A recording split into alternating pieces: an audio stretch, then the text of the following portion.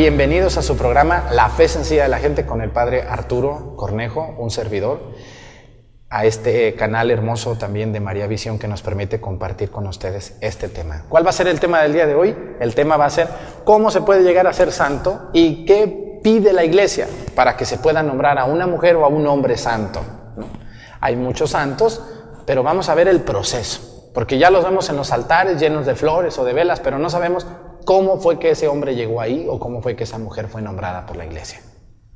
Los santos en la iglesia. Bienvenidos. Bienvenidos a su programa La Fe Sencilla de la Gente. En este tema que vamos a tratar el día de hoy sobre la comunión de los santos. ¿Por qué la gente tiene santos en su casa? ¿Qué hace la gente? ¿Qué hace la iglesia con los santos? ¿Por qué los nombra santos? ¿Quién tiene esa autoridad? ¿Quién los puede hacer? ¿Cómo los podemos invocar? Fíjense, vamos a ver el proceso para nombrar a un hombre o a una mujer santa. Para comenzar, desde tiempos de Cristo, pues Cristo habló de que Él iba a estar con Dios. Dice, cuando yo me vaya con mi Padre, cuando yo resucite entre los muertos, al tercer día, etc., habló de un reino superior, de un reino que todo lo ve y que todo lo gobierna. La iglesia ha creído, y ahorita más en el catecismo de la iglesia católica nos lo confirma, de que el reino de Dios, el reino de Cristo, está formado por tres tipos de personas o tres tipos de seres. Estamos hablando primero de la iglesia celestial, la Jerusalén Santa. Acuérdense que hay un canto que así dice, ¿no? Jerusalén Santa, Jerusalén Celestial. ¿Dónde está esa Jerusalén Santa? Está en el cielo. ¿Quién la forma? ¿Quién forma esa iglesia? Porque nosotros aquí en el mundo no somos nomás nosotros los católicos. Hay una iglesia celestial, una Jerusalén Santa. ¿Quiénes forman la iglesia santa, la iglesia de Jerusalén, la iglesia celestial? La forma Dios Padre, Jesucristo, el Espíritu Santo, la Virgen María, todos los santos, ¿no? Todos los mártires, todas las vírgenes, los ángeles, los arcángeles, los serafines, los querubines, las potestades, los tronos, las dominaciones. Todos esos seres espirituales que están en el cielo junto con Dios. Claro que Dios no es solamente un ser, Dios es todopoderoso. En ese lugar llamado cielo, del que Cristo nos habló y las Sagradas Escrituras insisten demasiado, está la Jerusalén celestial. ¿A dónde van los santos que mueren en este mundo? Al cielo. La segunda iglesia que existe es la iglesia purgante, la iglesia que transita un camino de purificación en un lugar llamado purgatorio. Personas que no fueron tan buenas, pero tampoco tan malas y están allí purificándose. ¿Para qué? Para que un día, cuando Dios así lo determine, pasen al cielo. Ya en un tema vamos a hablar del purgatorio. Muy pronto, ustedes no dejen de ver este programa. Y por último, está la iglesia militante, la iglesia peregrina, ¿no? Hay un canto que dice, somos un pueblo que camina y juntos caminando podremos alcanzar. Dice, otra ciudad que no se acaba, sin pena ni tristeza, ciudad de eternidad. ¿Quién es ese pueblo? Nosotros. Somos un pueblo que camina. Somos un pueblo que juntos caminamos, pero caminamos con esperanza. Y esa iglesia se llama militante. ¿Cuándo termina la iglesia militante? Cuando uno de sus bautizados muere. La muerte de una persona, no, para un católico, la muerte de una persona no es el fin. La muerte de una persona es el comienzo de una nueva etapa en su vida y a formar parte de otra etapa de la iglesia. La iglesia militante, que somos nosotros, la iglesia purgante, que es el purgatorio, va a desaparecer cuando Cristo venga de nuevo, como lo dice el libro del Apocalipsis y también los evangelios, que dice que Cristo va a volver de nuevo. A eso llamamos la parusía. Cristo vendrá a juzgar a vivos y muertos y en ese momento terminará el purgatorio, terminará este mundo, la iglesia militante, y todos pasaremos a formar parte de la iglesia celestial, de la iglesia que contempla a Dios. Ahorita vamos a ver eso, cómo es que se da. Sin embargo, a lo largo de la historia de la iglesia, que son 2000 años, incluso antes de la iglesia, ha habido hombres y mujeres muy santos, muy buenos, muy devotos, muy entregados a las cosas y a las causas de Dios, que trataron y lucharon por vivir el evangelio, y muchos de ellos lo lograron a costa de muchos sacrificios, de muchas humillaciones, desprecios, de soledad, de muchas tristezas a veces en ellos, pero de servicio a Dios. Así que esos hombres y mujeres despreciados a veces por el mundo, humillados por el mundo, que sufrieron los dolores que Cristo sufrió en la cruz por seguir a Cristo, son aquellos hombres llamados santos y santas de Dios. Sin embargo, dentro de la santidad existen algunas gradualidades y algunos requisitos que la Iglesia pone para poder determinar que un hombre o una mujer fue santo. Después de este corte vamos a regresar para ver cuáles son las gradualidades de los santos, pero antes de eso les quiero compartir que hay muchas personas que mueren todos los días en el mundo y que fueron mujeres y hombres muy buenos, que vivieron de tal manera el evangelio que Cristo nos dejó y sus mandamientos, que deberían de estar en un altar, pero no están. ¿Por qué? Porque la iglesia no tiene tantos recursos, ni humanos ni económicos, para poder investigar e indagar en la vida de todas las personas. Sin embargo, Dios, que todo lo ve, que todo lo conoce, determina quién entra al cielo y quién no, quién va al purgatorio un tiempo y quién va al infierno para siempre. Por eso les digo que todos los días hay gente enterrada en los cementerios que directamente va al cielo porque llevaron una vida de santidad. Y ahora esas personas son santas y santos de Dios, aunque a veces no sabemos. Yo les quiero poner el ejemplo. Todos ustedes tuvieron o tienen alguna abuela por allí que es muy rezandera, que no sale de la iglesia, que es buena persona, que es generosa, que le ayuda a los demás, que se va al hospital y que visita a los presos y que es bien buena gente y que cree mucho en Dios y reza y se confiesa y comulga y reza el rosario y no duda en lo más mínimo de que existe un reino llamado cielo. Se nos muere la abuelita. Y pudiéramos decir, bueno, pues mi abuela está en el cielo. Bueno, yo creo que sí, no sabemos por qué. Ninguna de allá me ha venido a decir, aquí estoy, no. Pero por la fe en los evangelios, por la fe en el catecismo de la iglesia, por la fe en la tradición y en algunas revelaciones, podemos decir que hay muchísimas personas en el cielo que no han sido declaradas santas por la iglesia.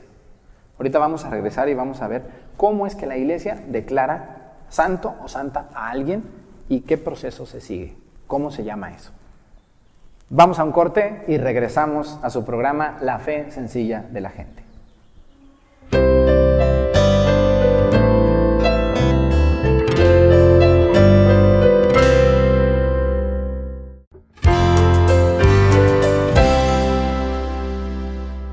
Regresamos a su programa La Fe Sencilla de la Gente con este programa llamado ¿Cómo se nombra un santo? O la comunión de los santos. El catecismo de la Iglesia Católica nos enseña que una persona que muere después de ser una muy buena persona o vivir una vida de gracia toda su vida o por lo menos los últimos años de su vida, pues va al cielo de manera directa.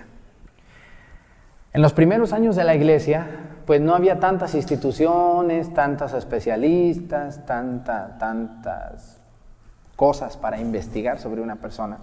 Y en los primeros años, pues, la iglesia declaraba santo a una persona que tenía olor de santidad, que tenía fama. ¿Qué quiere decir eso? Pues una persona que simplemente era conocida por ser una muy buena persona, una persona de bien, una persona que creía en Dios, que rezaba, que se confesaba y sobre todo también que era caritativa, que ayudaba a los demás. Porque ser santo no nomás es rezar, ser santo no nomás es ir a la iglesia, ser santo no nomás es ser devoto de un santo, no. Ser santo es ser un hombre de Dios, creer en Él, vivir la vida de fe y ser un buen ciudadano ante los demás. No, pues muy rezandera la señora, pero nada de ayudar al prójimo, nomás echándole malo a los demás. No, esa no es ninguna santa. Esa es una señora piadosa, que reza mucho, pero que no ayuda a los demás. Y la iglesia pide principalmente esas dos cosas: que sea reconocido por ser una persona bien ante Dios y bien ante los demás. Sin embargo, en los primeros años, imagínense ustedes, la iglesia pues no tenía tantas instituciones. La fe sencilla de la gente también de aquel tiempo hacía que alguien que moría lo declararan santo. Decían, pues aquí tenemos a una santa mujer que murió, vamos a pedir por ella que está en el cielo, que interceda por nosotros. Y ahorita vamos a ver dónde van esas personas. Fíjense que el Catecismo de la Iglesia Católica, que ahorita les voy a leer un punto, habla sobre esas personas que están en el cielo. ¿Qué están haciendo allá? ¿Sentados, dormidos, acostados? No. Lo único que hace un santo en el cielo, obviamente, es ver a Dios, contemplarlo tal cual es. Qué hermoso sería ser santo, ¿no? Contemplar a Dios como Él es, no como nosotros nos lo imaginamos. Tú te lo imaginas de un modo, yo me lo imagino de otra manera, otra persona de otra manera, pero los que son santos están en el cielo y su único trabajo es ver a Dios tal cual es, estar con Él y ayudarnos a nosotros desde aquí abajo. Esa es la comunión de los santos, la comunión con nosotros, ayudarnos a los seres humanos, a los bautizados que navegamos y vivimos por este mundo a veces tan cruel y tan duro, darnos aliento e interceder por nosotros ante Dios. ¿Qué dice el Catecismo de la Iglesia Católica sobre la comunión de los santos? Vamos al Catecismo de la Iglesia Católica. Fíjense, en el número 1053 del Catecismo, les voy a leer y luego vamos a explicar un poco de esto, dice: creemos que la multitud de aquellas almas que con Jesús y María se congregan en el paraíso, las almas de los difuntos que vivieron bien, que se congregan con Jesús y con María en el paraíso, en el cielo, forman la iglesia celestial, lo que les decía, la Jerusalén Santa, donde ellas, gozando de la bienaventuranza eterna, ven a Dios como es Él. Esa es la bienaventuranza eterna.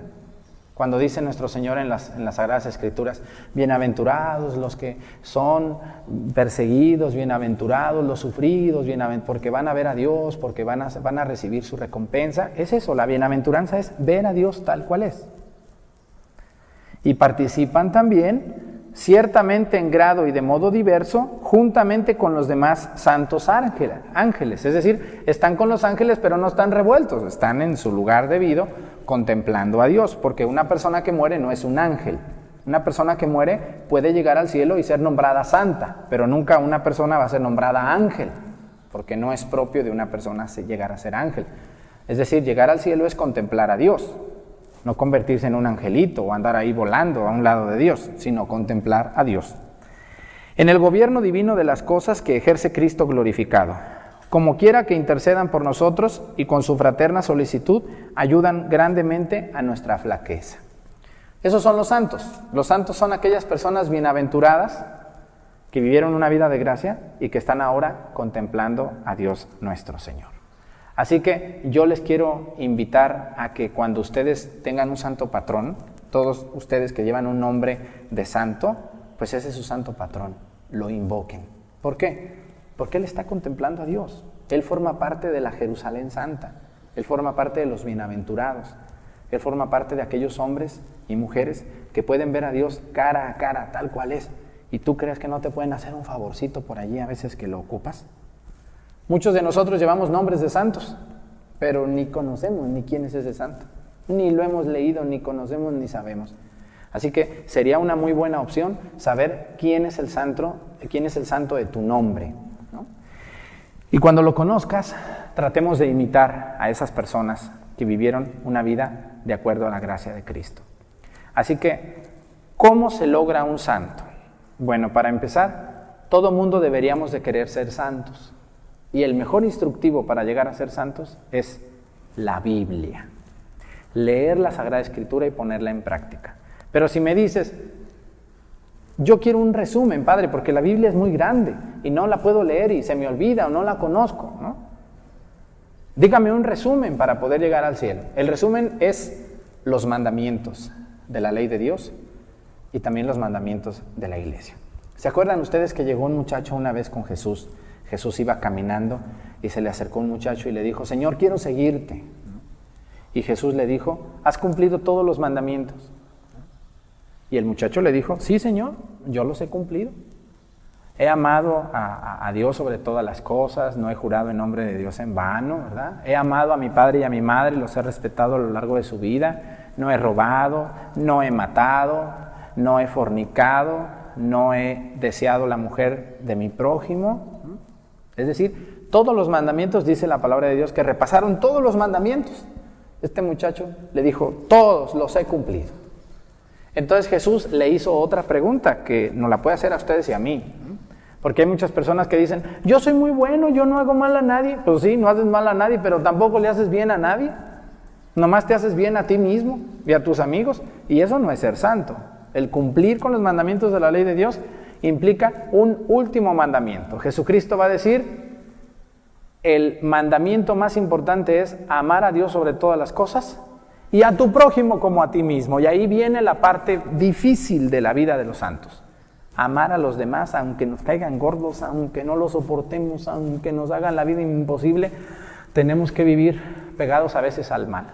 Así que Jesucristo le va a decir a esta persona, muy bien, hijo, has cumplido todos los mandamientos, pero ve y ama a tu prójimo también. Y dicen que cuando el muchacho escuchó eso, se retiró y ya no lo siguió. Ya no quiso. ¿Por qué? Porque amar a Dios relativamente es fácil.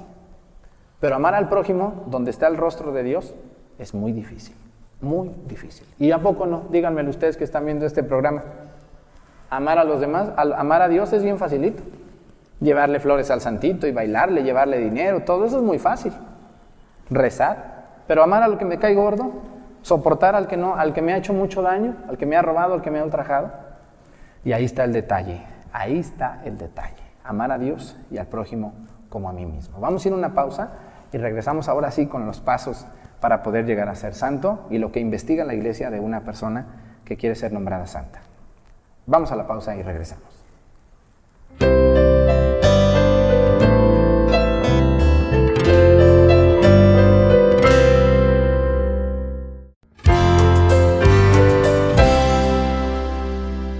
Regresamos del corte a su programa La Fe Sencilla de la Gente. Les recuerdo que estamos hablando sobre el tema de cómo se llega a ser santo y qué requisitos pone la iglesia o cómo pide la iglesia que se hagan los estudios para nombrar a alguien santo. Habíamos dicho que en la Biblia aparece el muchacho que dice que todo lo ha hecho bien, ha cumplido con los 10 mandamientos, cree en Dios, todo lo demás. Pero le faltó un detalle, el amor al prójimo. Cuando Cristo le dice, ve y llama al prójimo y luego me vienes a buscar, el muchacho dicen que se puso triste, ya no quiso. Se puso triste y se fue de allí. La iglesia ha tenido ya mucho rigor para poder decir a una persona que sea santa. ¿Por qué? Porque puede prestarse a abusos. Pueden llegar a ser santo a alguien que simplemente era amigo del que es el encargado y no debe de ser así. Para que la iglesia determine a una persona para llegar a ser santa, tiene que pasar por varios requisitos. Lo primero, una persona cuando muere debe de morir en olor de santidad. ¿Qué es eso? Que los demás vean a Dios, que los demás vean a ese hombre, a esa mujer, como si fuera una verdadera criatura de Dios. Morir en olor de santidad es decirle a aquella persona, este hombre que murió era un hombre de Dios, creía, rezaba, se confesaba y además ayudaba a los demás, era un buen ciudadano, era un hombre que dio lo que tenía, murió sin nada, ¿no? Regalaba sus cosas, es decir, siguió los pasos de Cristo en toda su vida, o por lo menos los últimos años de su vida. Es decir, la iglesia no quiere santos desde el nacimiento, la iglesia quiere santos a veces que se conviertan, ¿no? La conversión que viene en cualquier persona. Es decir, una persona puede ser de lo peor, pero si en un momento de su vida endereza esa vida y comienza un camino hacia Dios, bueno, pues vendrá la santidad también para él. Cristo no quiere santos desde el nacimiento, Cristo quiere gente que se convierte y que lucha todos los días. El primer requisito es morir en olor de santidad. Y cuando una persona muere en olor de santidad, la iglesia pide como requisito mínimo que pasen 5 años después de la muerte de la persona. Ese es un requisito. La iglesia no nombra santo casi a nadie, aunque ha habido algunas excepciones en que se nombra santo cuando muere alguien. Pero lo que nunca ha pasado es nombrar a alguien que esté vivo santo. Nadie puede ser nombrado vivo santo, nadie. Todo mundo tiene que morir para después recibir la gloria. ¿Por qué? Porque si no, imagínense, si de por sí la soberbia nos gana, pues ahora una persona que está viva y que es declarada santa, pues ni modo que le llevemos flores a los pies a uno que está vivo, pues no se puede, eso es como contraproducente, va a ser la soberbia a una persona. Por eso, una persona que en vida se declaró santo es un impedimento para nombrarla santa.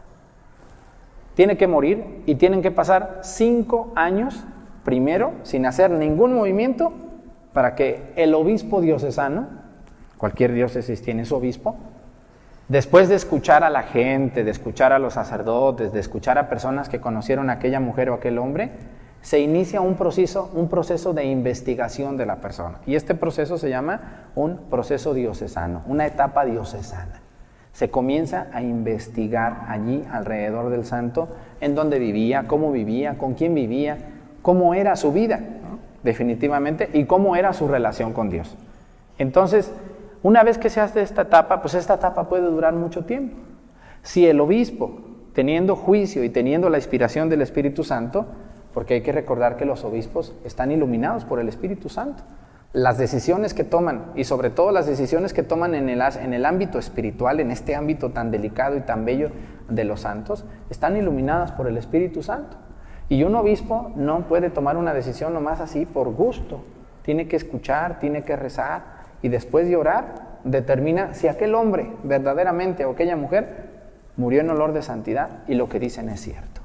Cuando el obispo ve esto, después de hacer muchas investigaciones, preguntar, cuestionarios, entrevistas, visitar gente que lo conocía, y todo bajo juramento, el obispo termina el proceso diocesano y lo nombra siervo de Dios. Siervo de Dios. Después de esta etapa, el obispo tiene que convocar a los demás obispos que conoce, sobre todo de la provincia eclesiástica a la que pertenece o de la conferencia del episcopado de ese país, y después de hacer estas investigaciones, lo manda, si los obispos están de acuerdo también, iluminados por el Espíritu Santo. Esto no se trata de ser amigos del obispo, ni tampoco se trata de tener dinero o poder pagar algo. No, esto es muy delicado y estamos en el ámbito espiritual. Los obispos lanzan esta etapa que ya pasó por varios filtros a Roma, y se nombra un procurador también allá en Roma, o un postulador de la causa, ¿no? Y entonces la causa se lleva allá en Roma, allá ante la Sagrada Congregación de los obispos, y entonces los obispos también en Roma empiezan a investigar, empiezan a pedir papeleos, testimonios, y se empieza un proceso, a veces largo, a veces muy doloroso, o a veces hasta tedioso, porque no avanza a veces el proceso. Sin embargo, iluminada por Dios la Iglesia va viendo los rasgos de la persona, y si en este proceso se determina que aquella persona no era santa como parecía, se desecha el proceso. Y el proceso termina en cualquier etapa puede terminar el proceso, pero en esta etapa ya es más riguroso los estudios. Sin embargo, si el proceso continúa, se le llama en esa etapa a la persona venerable. Ya no es solamente siervo de Dios, ahora es venerable, ¿no? Y como venerable quiere decir que verdaderamente aquella persona era un santo, era un hombre de Dios, era una mujer de Dios. ¿Qué pide la Iglesia ahora? Bueno, miren, si la persona murió martirizada, fue asesinada por la causa de Cristo, por odio a la fe, por odio a Cristo, o por ayudar al prójimo fue asesinado cruelmente, ese se le da un título extra que es mártir. Y como mártir, los cardenales junto con el Papa pueden determinar que aquel hombre, aquella mujer fue martirizada, y se le quita algo que se le exige a todos los que no son mártires: un milagro. Para poder ser denominado beato, la beatificación ya es cuando la Iglesia hace pública la santidad de una persona. Cuando se nombra beato, esa persona ya se hace un culto público, pero a nivel local. La beatificación. El beato es aquel que puede contemplar a Dios ya y que seguro está en el cielo. Cuando es mártir, pues ya no se pide el milagro, inmediatamente es beato. Pero cuando no es cuando no es mártir, cuando no murió asesinado, cuando murió a lo mejor en su cama o de una enfermedad terminal, bueno, pues se exige un milagro sobrenatural, que no pueda explicarlo ni la ciencia, mucho menos los hombres. Tiene que haber un milagro para poder ser beato. Cuando ya es beato, aún los mártires que son beatos y que no necesitaron de un milagro para poder llegar a ser beatos, sí se exige un milagro para que pueda ser santo, canonizado solo por el Santo Padre. Solo el Papa puede declarar santo. ¿Y qué hace el Papa? El Papa, iluminado por Dios, por Cristo, y con las llaves de San Pedro, cuando Cristo le dijo: lo que ates en este mundo quedará desatado allá, lo que desates aquí quedará desatado allá, con ese poder que tiene el Santo Padre, determina, junto con sus cardenales, que aquel hombre o aquella mujer está verdaderamente en el cielo. Es decir, el Papa no nombra santos, la Iglesia no nombra santos, los santos ya están en el cielo. Lo único que hace la Iglesia es ratificar que aquel hombre está allá y que puede interceder por nosotros ante Cristo, ante su presencia amorosa. Así que este es el proceso, larga explicación. No podemos así cada detallito porque no alcanzo, pero sí les quiero decir que así es como una persona puede decirse que está en el cielo. Ojalá que alguno de ustedes un día esté en el cielo antes que nosotros y que pueda interceder por nosotros ante Dios. Maravilloso programa, me despido de ustedes. Soy el Padre Arturo Cornejo, así me encuentran en Facebook, en YouTube. Y si Dios nos permite, nos vemos muy pronto en su programa, La Fe Sencilla de la Gente. Muchas gracias.